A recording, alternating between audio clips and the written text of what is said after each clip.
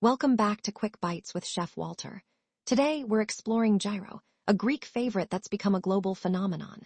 Gyro is made from seasoned meat, traditionally pork, chicken, or lamb, cooked on a vertical rotisserie.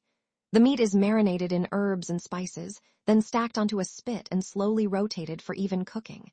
As it cooks, the outer layers become crispy and flavorful. When ready, the meat is sliced thin and served in a warm pita. The classic gyro is topped with fresh ingredients like diced tomatoes, onions, and shredded lettuce, then drizzled with tzatziki, a cool cucumber yogurt sauce with garlic and dill. The combination of warm, savory meat and cool toppings creates a perfect balance of flavors and textures. Gyro is often enjoyed as a quick street food, but is also a staple in Greek households and restaurants worldwide. It's portable, satisfying, and packed with flavor. Some variations include adding fries inside the pita for an extra crunch, or serving it as a platter with rice and vegetables.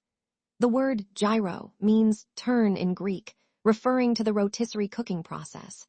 Whether you're a first-timer or a seasoned fan, gyro is a dish that captures the heart of Greek street food culture.